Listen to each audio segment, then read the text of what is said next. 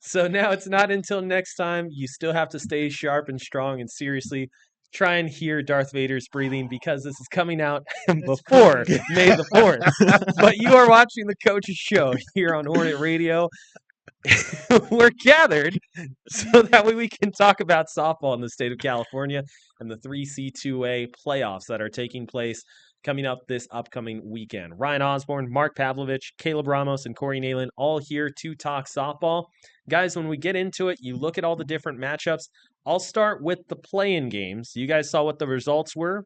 It was Mount San Jacinto who comes out of it, Ventura who also comes out of it as well. And all of a sudden, you've got the final seedings in the rest of the playoff thanks to those plans. Yeah, I was a little surprised Moore Park didn't win their game. I really did. I thought Moore Park was a better team this season. I don't care what the records were. So I thought they might be the team that won the playing game and moved on. A little surprised Ventura there against Cypress again. I don't know. It seems like a rerun year after year. Yeah, and you look at how things go once more. You talk about Moore Park. They play Mount San Jacinto, a thrilling game. Finishes off as a 6-5 win for Mount San Jacinto. And Mount San Jacinto actually in that matchup, they were able to get a win in that thriller last Tuesday, 6-5 win. Mount San Jacinto, 2 early runs in the second and third innings. Then all of a sudden, Moore Park gets 3 straight back. They go up 3-2. You get to the ninth inning, and it's a 5-5 game. But one thing that you'll see as a theme throughout the rest of this playoff matchup that we'll also talk about in a second with Mount San Jacinto, they are able and comfortable running. They did exactly that. They get a runner on into scoring position, a game-winning RBI single by Aubrey Morris, and all of a sudden Mount San Jacinto is on. So now that brings us to the first matchup of this entire overall Southern California championship playoff. And you go to Mount San Jacinto and Orange Coast. Mark, you have seen Orange Coast a lot recently. This is a team that can be very dangerous. It's a matter of whether or not they can get quality pitching. Well, I'm going to say, first of all, they're 5 deep. And you look at what Cody's done, the coach of the year, as far as I'm concerned Who? and you're concerned. Jody, No. not Cody. Jody. I'm thinking of Cody from Cerritos, but Jody over there should have been coach of the year for the state of California. She's 5 deep in the circle. I think that works to her advantage coming into the playoffs. I know there might be somebody here at the table that says, I'll take that one hot arm and go. But I think against a team that might be able to hit the ball, you want to be able to take advantage of bringing somebody in. And that's why I like Orange Coast in this matchup. True, do I like teams, Corey? You and I both like teams that run.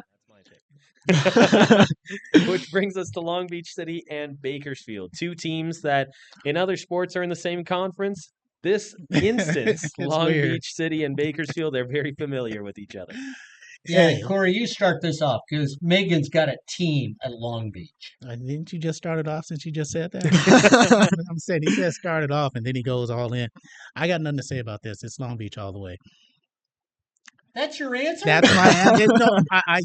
No, Long Beach, this is the season that Long Beach hasn't faltered. This is the season where they started off hot and they didn't fold down the stretch like they had been in the last few years.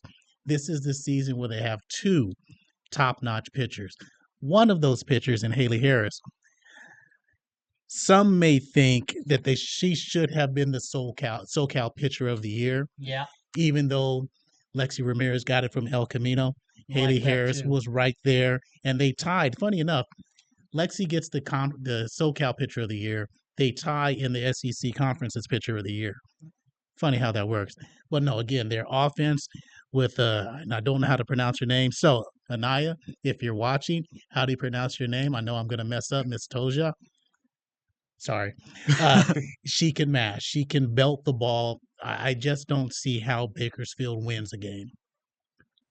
Yeah, I can't disagree with Corey because I think the offense is there, but I think outstanding when you have a pitcher whose ERA is under one, you know how that hits Mr. Pavlovich when it comes to pitching out of the Where circle. are you seeing under 1? It's 1-2-2. It's Adelise Valenzuela. She's .96. Yes.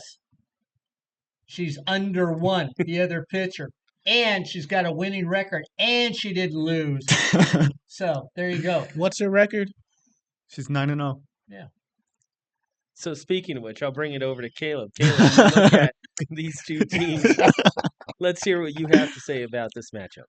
I'm gonna have to agree. I mean, But Woo! let me finish. No, Let me finish no, talking. there's nothing to agree with. He's choosing Long Beach as well, as he's bold to have. I mean, I think this is the most clear cut. Ryan hasn't spoken yet. Can I finish my statement? No. All I was gonna say is that the pitching duo of Haley Harris and Adelise Valenzuela are gonna feast all over the Bakersfield batting order. They have no one batting above 400.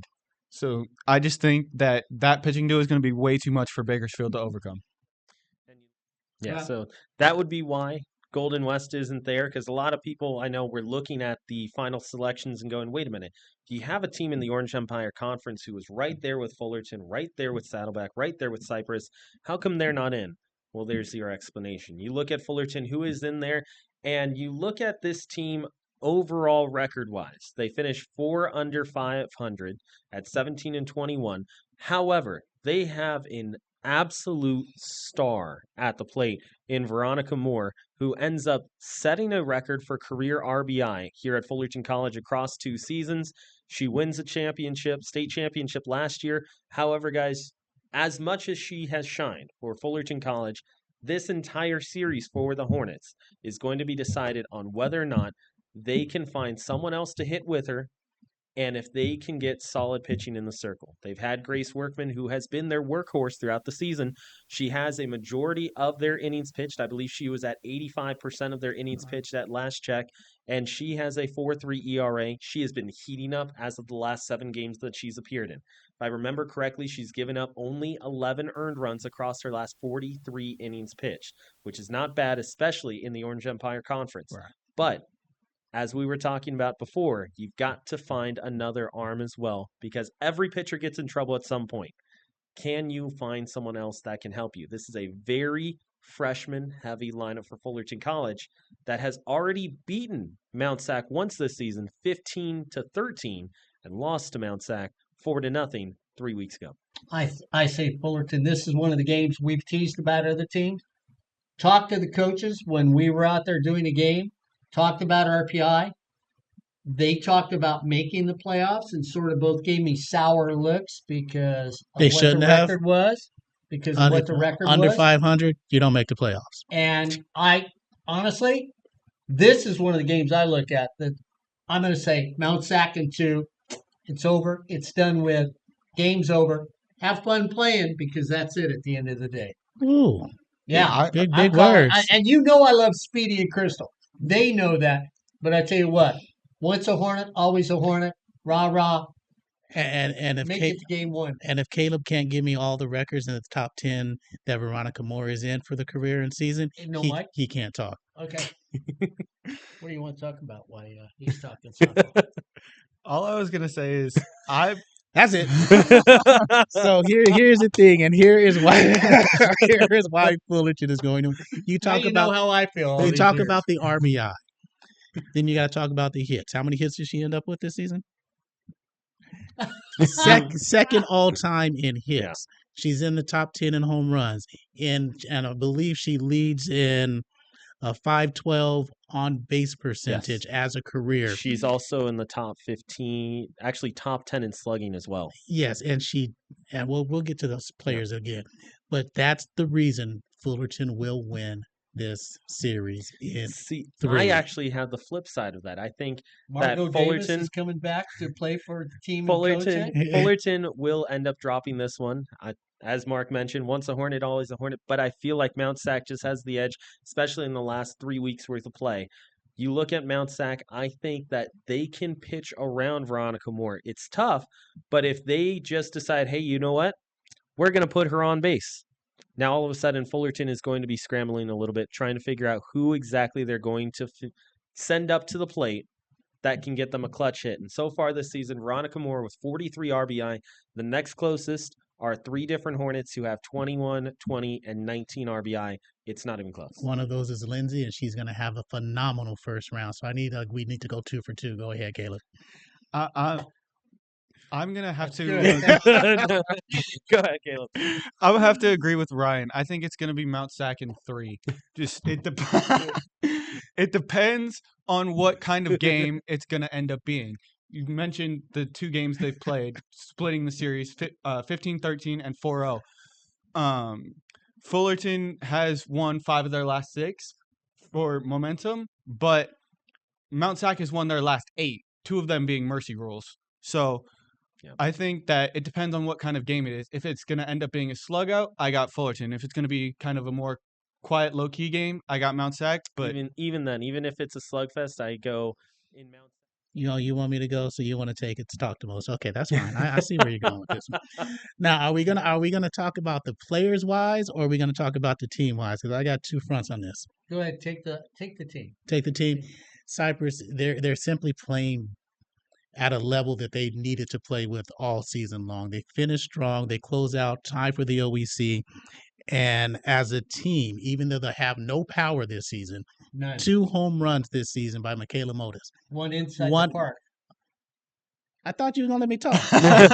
I'm sorry, Caleb. No, we already told Caleb he wasn't gonna Oh, talk. okay. So I just Cyprus is the better team, even though Ventura, when they beat Chafee on Tuesday, they had a lapse at the end. They couldn't close, and that's why Brad Pickler coach team is always dangerous, because they can close. They're going to make you work.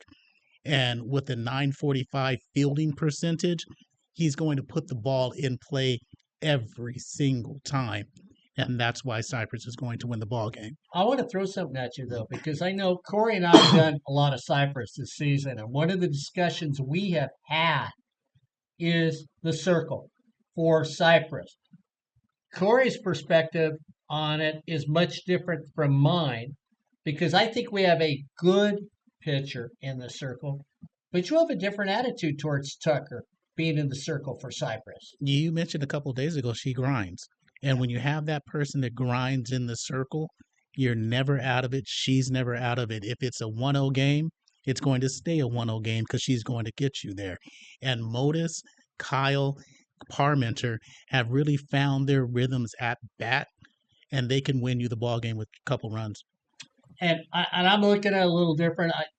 I think Cyprus will get out of this matchup, and then I think they're going to stall, because the bottom 5 of the order is not strong. They haven't come through. I love Tina Payne as a catcher.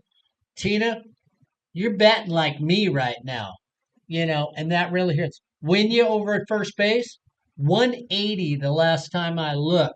You can't have starters batting that low if you're going to make it to state and to win. Do I think they've got some of the best in the top 4? Well, I think the player of the year, I would have voted for her. Corey wouldn't have, but I would have voted for her, because some of us, Brad, like Cypress College. Who was the Some player of us the are year in the outside. OEC? Huh? What's that? Who was the player of the year in the OEC? That could be. So that's actually going to wrap it up for our coaches show this week. You heard all about community college softball, Southern California in particular, also state players of the year, who should be in there, who might come out of Southern California. That's the big debate and discussion here. While we wrap this up, guys, just a few moments ago, you were talking about what is coming up in the state of California. Mark, if I'm not mistaken, this week is the regional, followed by the super regional, regionals. and then you go on to state And the then weeks you go after, onto the right? plate. So yeah, you'll see games this weekend. If you happen to be a homer and you follow Cypress, those games will be on Chargers Live and sportsnetusa.net. And we're going to take a little trip down Friday night to see that new stadium at Saddleback and do a little Saddleback softball. I'll tell you what, I'm going to go to my partner to the left, Corey Nailan, Best Buy. If you really love college sports, and I'm going to throw in my advertisement here, you need to go watch Community College Athletes. Corey Nailan and I and Ryan Osborne have had the pleasure to see it for multiple years. Some of the greatest players. I actually got asked today by a guy, hey, did you see any pro football players over at Fullerton College when you played there? And I said, well, actually, one of our recent kids, D'Angelo Ross, and he goes, you know D'Angelo Ross? I said, he played for Fullerton College. This guy was just jazzed because he likes him. That's true also, Corey, when you look at the big-time softball programs. A lot of these women go to the next level. Best Buy for the dollar is community college sports. No disagreement there. If you have the opportunity, of course, as we just mentioned, all of these teams playing here in Southern California, like Mark mentioned, it's not a far drive, it's not a lot of travel to be able to see the softball players of tomorrow playing today. So that's going to do it for our coaches show this week. For Corey Nalen, Caleb Ramos, Mark Pavlovich, and myself, Ryan Osborne, you have been watching the Coaches Show here on Hornet Radio.